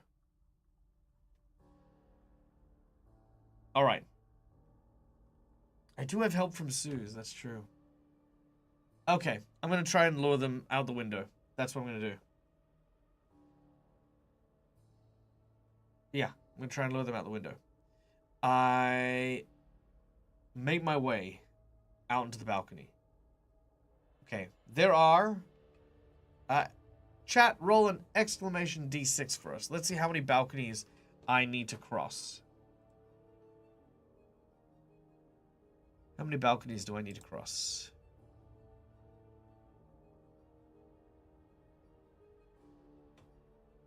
Four, 2. 4, 2, 5. 3. Alright, let me roll to see what we get. Alright, 4. So I have to get across 4 balconies. All right. Hey, Calintria, thank you so much. I think, thank you for the $50 donation. Part of me is just sitting there going, "What do you want?" I feel like the DAG versus The Walking Dead is also a way for my patrons to potentially get back. Scavenging 4 rerolls. Oh, you are too kind. Thank you for that. This is going to be so helpful right now. All right, 4 rerolls. And a scavenge. So lovely. Look at you. All right. So, I don't put up with you. It's a pleasure to play with you and have fun with you, Callie. Okay, so what happens here is there are 4 places to go. The first place is going to be like an open apartment that doesn't have anything in it. Callie, this is where we get a survival check. So we're going to do a scavenge, which means you, Callie, get to pick 1 object or 1 item that is there, and that is something that I take. Everyone else in chat, can I get you to... Oh, sorry, including Callie. Callie can also do it. But can I get everyone to roll me a d6 to figure out what we've scavenged in this place as well? So exclamation d6.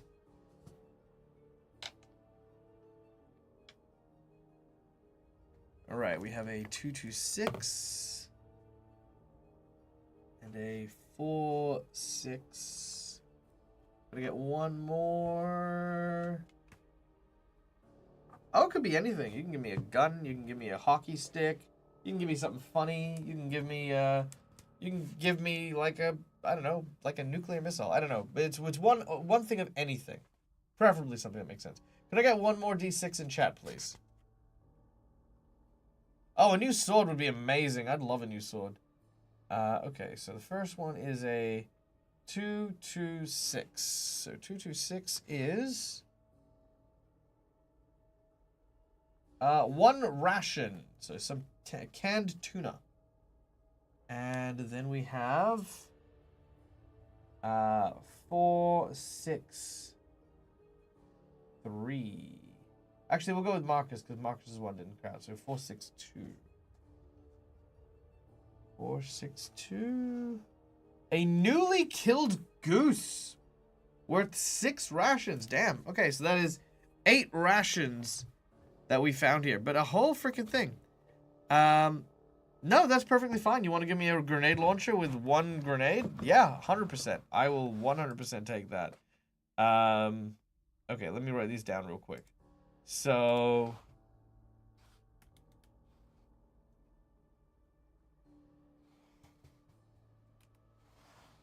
Okay, so that means we have now a total of 10 days ration on our person.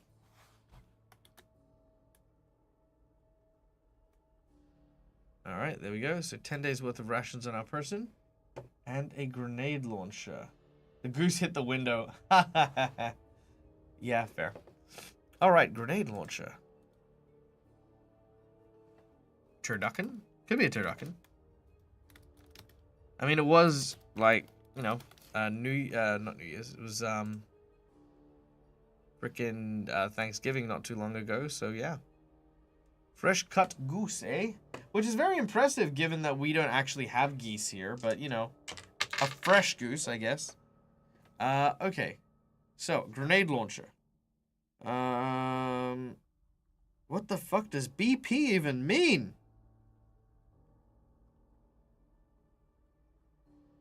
Alright, well, let's write this down. Sorry, I'm just going to put this over here so I can see these a little bit better. Okay, and use the keyboard. Okay, so... the damage is BP10. I don't know what that means. And then the bonus that I get is a +2.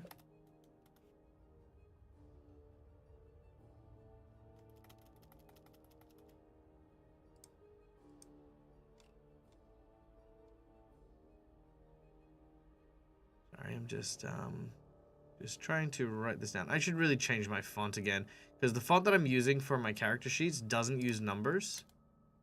So it just looks bad. Okay,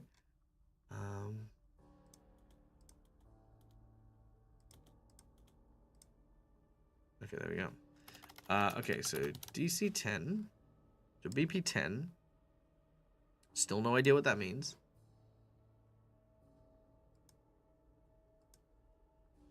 And then +2 to the bonus. Okay, that's fine. And then its range is long.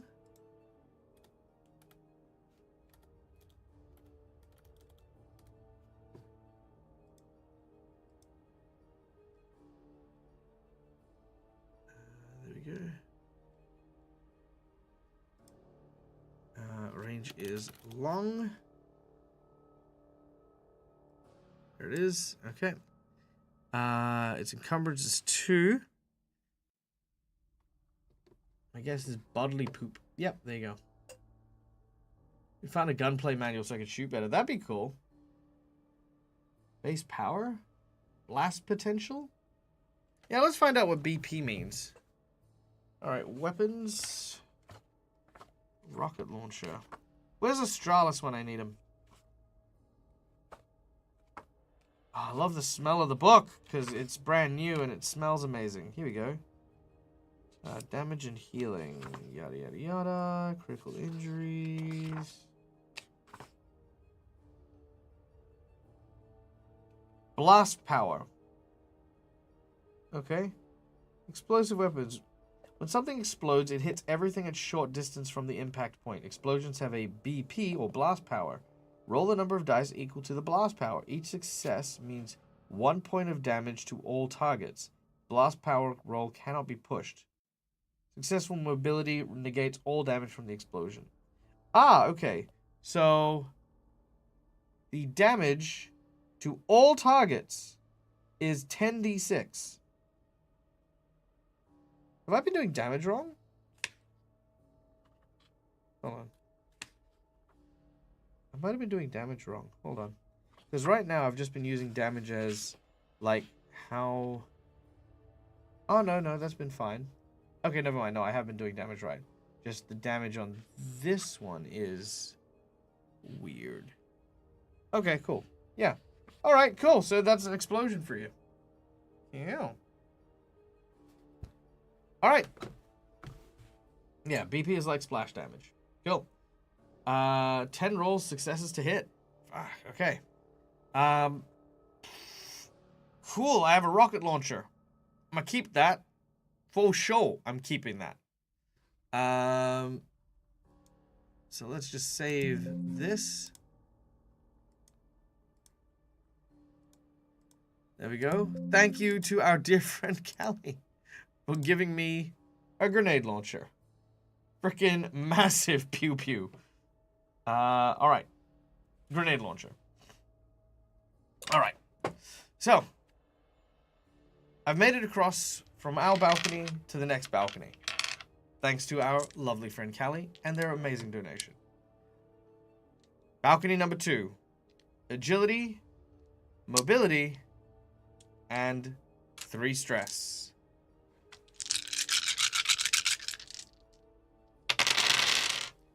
Three successes, 4 successes, no failure. Happy, easy jump. I place my legs onto the railing and hold on with both hands before jumping the very, very short distance and catching onto the ledge. I pull myself up, and I'm onto the second one. Also, hey, Lady Colleen, good to see you. Welcome in. It's been a while. How have you been? Hope you've been well. Hope you've been doing amazing, you bloody legend, you. Now, what is on this balcony? What is on this balcony? What is here? Also, welcome back, OG. I almost died. An old man had a shotgun to my head, but it ran out of bullets. I was very lucky. We literally had a 50-50 chance I was going to die just then. Right now, I am trying to jump from balcony to balcony on the 5th story of a hotel to get to the edge of the corridor that connects all the rooms together so that I can bang on the window because all the walkers that are in there are hopefully going to hear that and charge out the window. That's our current goal. Another place to search. We could set up as a lure point as a safer option. Ooh, okay. So in this one, I'm thinking like it's like a student's apartment. Filled with hungry cats? No! Don't be that way. Okay. Okay, so it is a student's room, and it has a hungry cat on the inside. The cat starts meowing on the other side. God fucking damn it. Okay. I immediately open it, and I immediately, without any hesitation, crack open my tuna that I found earlier on, and I feed this cat. That's the first thing I do. And it's a kitten. It's a baby. It's not even. It was a brand new kitty. I look inside the room, and the occupant is there. However, they have hung themselves. And as they are dangling from their rope, they are still alive. Well, undead. They're hissing and they're but strangled. I don't like any of this. I could use that to my advantage and lure them out here. But I'm going to keep this kitten. So I feed the kitten. I then pick up the kitten and I roll it up. I search the fridge, and I'm going to say that because it is such a wee kitten, we are going to say we have some cat food that is in the house that I'm going to take with me. And I'm going to go...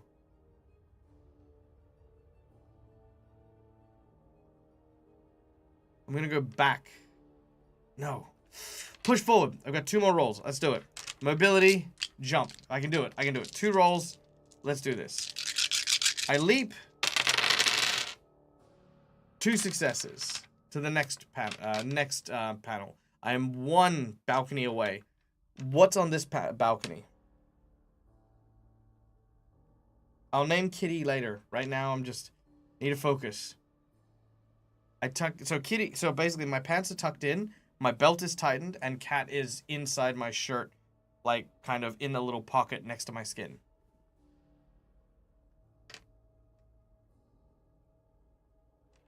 Yeah, that's pretty much it. Okay. Backpack with some supplies. I'll look at the backpack.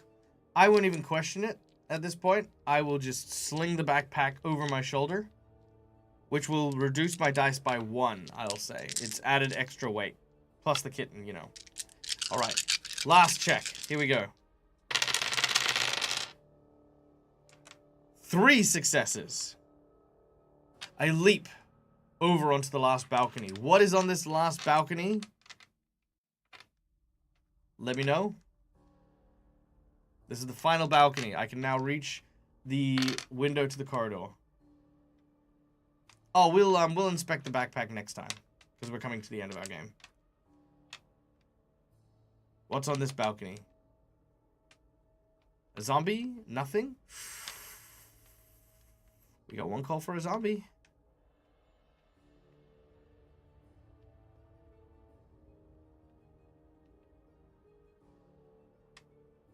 A zombie hand? Ooh, zombie in the kiddie pool. Oh, full of rope? Okay. Alright. Yeah, nothing. Ominously nothing. Ooh, okay. So, as I land, I look around. Many of these apartments have been empty. I hear nothing here. And I prepare for the, to bang on the window. Reaching around, I can look through the window and I see the corridor with all the zombies. I take out my the dice flail and I start to bang on the window. The zombies start to hear it and move towards us. But as this happens, from behind, one of the zombies inside the room jumps out and tries to push me off the edge. I react, I move, I tumble, and as I do, my back is pressed up against the railing as the zombie is pushing and holding me. And as it does, that is where we're going to end today's session. Guys, thank you so much for joining us. And B-Town, you bloody legend, you. Thank you for subscribing. You are a wonderful, wonderful human. I'm sorry that, yeah, we're at the end of today's show, but guys, this has been DAG versus The Walking Dead. All the festivities. Stay safe, stay wonderful, and guys, until we meet again, as always, from us to you, game hard or die trying. Bye, folks!